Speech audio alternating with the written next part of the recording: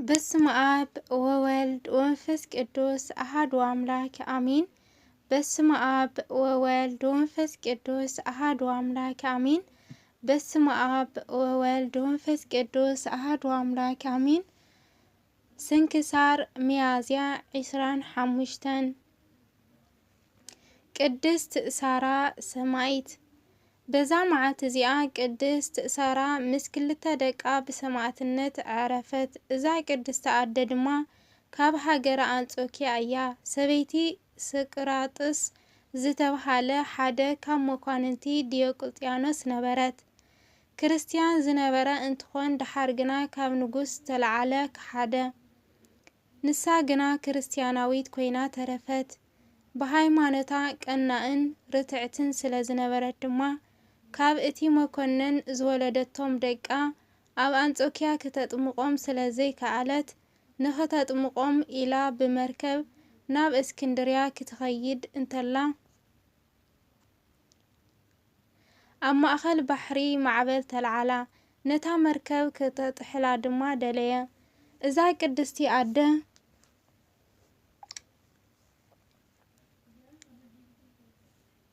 ደቃ ጥንቀተ ክርስትና ከይተጠምቁ ንኸይመቱ ስለ ዝፈርሐት በቲ ካብቲ ጡባ ጠቢሓ ዝወፀቶ ደም ገጾም ብትእምርተ መስቀል ኣማዕቲዋ 3 ጊዜ ብስም አብን ወልድን መንፈስ ቅዱስን ኣብ ባሕሪ እናጥለቐት ኣጥመቐቶም። ፍቃድ አምላክ ኮይኑ እዚ ምስ ገበረት እቲ ማዕበል ባሕሪ ሃዲኡ ብሰላም ናብ እስክንድርያ ኣተወት። ከም ብሓዱሽ ነቶም ደቃ ክተጥምቆም ድማ ናብ ሊቀ ጳጳሳት ቅዱስ ጴጥሮስ ከደት። ሊቀ ጳጳሳት ቅዱስ ጴጥሮስ ንኸጥምቆም 3 ጊዜ እንተፈተነ እቲ ማይ እናረግዐ ምዃን ኣበዮ። ሽዑ ነድኦም ፀዊዑ እንታይ ዝገበርክዮ ነገር ኣሎ ኢሉ ሓተታ። ንሳ ኸዓ ኩሉ እቲ ዝገበረቶ ነገረቶሞ። ቅዱስ ጴጥሮስ ነቲ ገባሪ ተኣምራት ዝኾነ አምላኽና ኣመስጊኑ ቤተ ክርስቲያንና ሓንቲ እያ ጥንቀታ ቤተ ክርስቲያንና ሓንቲ እያ ጥንቀታ እውን ሓንቲ እያ። ዳግማይ ጥንቀት የለን። ካብኡ ድማ ኣይትፍርሒ። ንደቅኺ ዘጠመቅኩም ነጥመቆም ባዕሉ ጌታና መድኃኒና ኢየሱስ ክርስቶስ እዩ በላ። ብድሕር እዚ ስግኡን ደሙን ኣቐበሎም። ቅድስቲ ሳራ ድማ ንአንጾኪያ ተመለሰት። ምስ ተመለሰት ግና ሰብኣያ መኮንን ንምንታይ ንእስክንድርያ ከይድኺ ምስ ክርስቲያን ክትዝምዊ ዲኺ ከይድኺ እናበለ ሕማቃት ቃላት እናተናገረ ተቆጣዓ። ንሳ ግና ክርስቲያን ከማኻትኩም ዘመውትን ጣዖት መምለኽትን ኣይኮኑን ኢላ መለሰትሉ። ንኸየናግራን ንዘረብኡ መልሲ ከም ዘይትህወን እውን ነገረቶ። በዚ ድማ ናብ መሳቀይ ቦታ ወሰዳ። ብድሕር እዚ ድማ ናብ መሳቀይ ከባቢ ወሰዳ። ክልቲኦም ደቃ እውን ኣብ ከብዳ ገይሮም ብሓዊ ኣቃጺሎሞም። በዛ ዕለት ድማ ምስ ደቃ ናይ ሰማዕትነት ኣኽሊል ተቐበለት። በረከታ ምሳና ንዘለዓለም ይሃሉ አሜን። አርኬ ሰላም ለሳራ እም ስርወ ክርስቲያን ሙላዳ ብእሲሃ እሉ ሰወ አውደ መኮናን ወሰዳ እም ሰሚአ ቃሉ እሉ ሰወ ኢተሰጥወት ለአግርጲዳ አዘዘ ያውያ ለእቶነ እሳት በነዳ አንቢሮሙ በከርሳ ክልኤቱ ውሉዳ። ሰላም ለሳራ እም ስርወ ክርስቲያን ሙላዳ ብእሲሃ እሉ ሰበ አውደ መኮናና ወሰዳ እም ሰሚኤ ቃሉ እሉ ሰበ ኢተሰጥወቶ ለአግሪጳዳ አዘዘ ያውይዋ ለእቶን እሳት በነዳ አንቢሮሙ በከርሳ ክልኤተ ውሉዳ። ንእግዚአብሔር ምስጋና ይኹን። ለአና እውን ብጸሎት እዞም ቅዱሳን ይምሓረና ንዘለዓለም ዓለም አሜን። ስንክሳር ሚያዝያ 26 ቅዱስ ሱስንዮስ ሰማዕት። በዛ መዓልቲ እዚኣ ቅዱስ ሱስንዮስ ሰማዕት ወልደ ሱሲ ዕረፍቱ እዩ።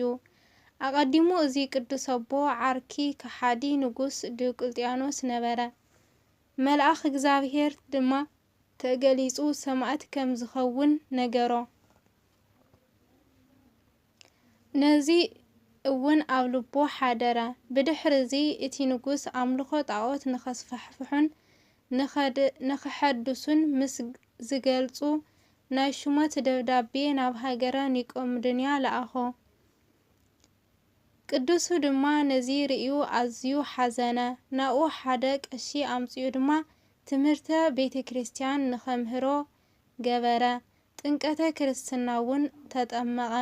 ብድሕሪ እዚ ናብ አንጾኪያ ምስ ተመለሰ ሓፍቱ ፍጥረቱ ዝተፈለየ ቆልዓ ወሊዳ ረኸባ። ሰይጣን ኣብ ውሽጣ ስለ ዝሓደረ ቅድሚ እዚ እውን ጓል ወዳ ቀቲላ ከም ደማ ዝሰተየታ እያ። እቲ ሰይጣን ድማ ብኣምሳል ዒፍን ተመንን ይግለጽ ነበረ። ኣብቲ ዓዲ ቆልዓ እንትትውለድ ብስራይ ናብኡ ወሪዳ ትቐትሎሞ ደሙ ትሰትዮ ነበረት። ቅዱሱ ሱስንዮስ ነዚ ምስ ረአየ ኩናት ኣልዒሉ ነታ ሰራይተኛ ሓፍቱ ከምኡውን ውሉድ ሰይጣን ብምዃኑ ነቲ ውሉዳን ንኽልቲኦም ቀተሎም። ካብኡ እውን ብስራዮም ንሰብ የሕምሙን ይቐትሉን ስለ ዝነበሩ ንስብኣያን ንኣቡኡን ሓሙኡ ቀተሎም።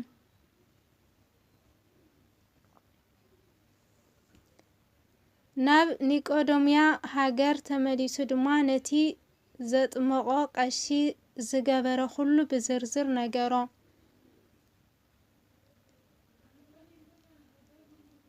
ናብ እስክንድርያ ምስ ተመለሰ ድማ ኣብኡ ንሱ ዝገበሮ ምስ ፈለጠ ክመውት ስለ ዝደለዮ ናብ ንጉስ ከሓዲ ከይዱ ነገር ሰርሐሉ። ሽዑ ቅዱስ ሱስንዮስ ናብ ቤተ ጣዖት ከደ። ነቶም ጣዖታት ድማ ናብ ሲኦል ንኸወርዱ ብስም ጌታና መድኃኒና ኢየሱስ ክርስቶስ ኣዘዞም። እቶም ጣዖታት ድማ ምድሪ ተኸፊታ ወሓጠቶም። እቲ ንጉስ ከዓ ብዝተፈላለዩ መከራታት ኣሰቃዮ። ብኣትርቲ ሓጺን ተቐጥቀጠ። ብመንኮራኹር እውን ኣካየድዎ። መልአኸ እግዚአብሔር ግና ካብ ቁስሉ ይፍውሶ ነበረ። ነዚ ዝረአዩ 1109 ሰባት ድማ ኣሚኖም ሰማዕትነት ተቐበሉ። ብምስቃዩ ምስ ደኸሙ ግና እቲ ንጉስ ክሓሳዱ ንኽስየፍ ኣዘዘ። ክሳዱ ተሰይፉ ድማ በዛ መዓልቲ እዚኣ ብሰማዕትነት ተቐበለ። በረከቱ ምሳና ተሃሉ ንዘለዓለም ዓለም አሚን። አርኬ ሰላም ለሱስንዮስ ወልደ ጴጥሮስ ሱሲ ሕማማተ ስምዕ ተአጋሲ ለቀቲለ እህቱ አጥበአ እንበለ ያናህሲ በሃይለ ስራይ እንተ ፍጥረታት ትኩሲ በአምሳለ ኦፍ ወህብረ ለከይሲ።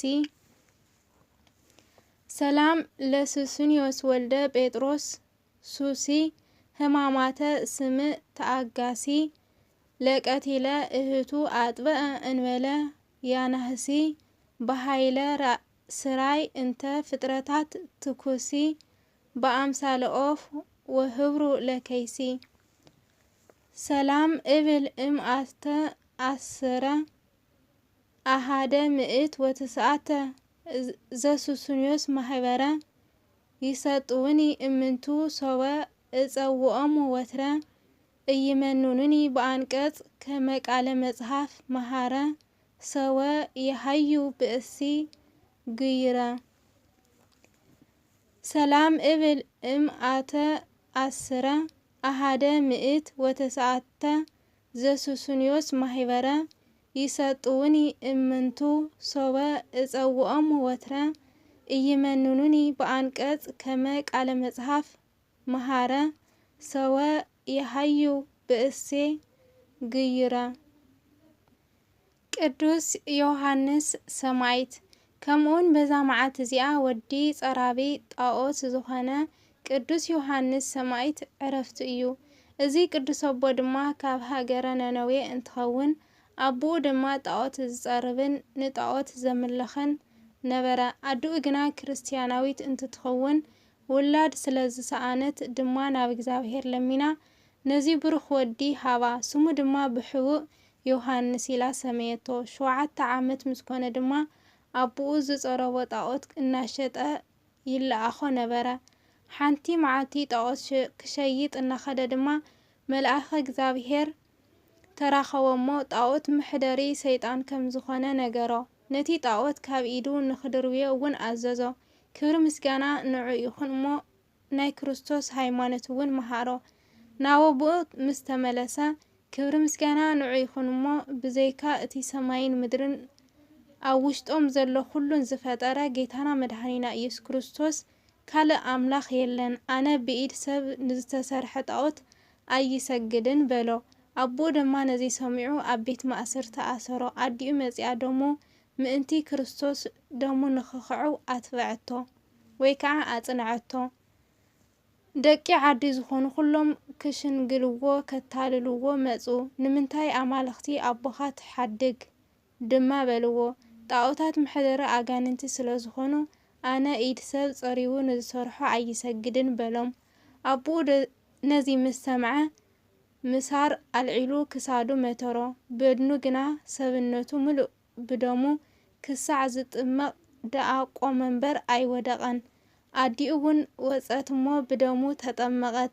ኦ ክብሪ ምስጋና ንዝግብአካ ጌታና መድኃኒና ኢየሱስ ክርስቶስ ናይ አቤል ቁርባን ኣብ ምድረ በዳ ከም ዝተወከፍካ ነዚ ናተይ መስዋዕቲ እውን ተቐበል ድማ በለት።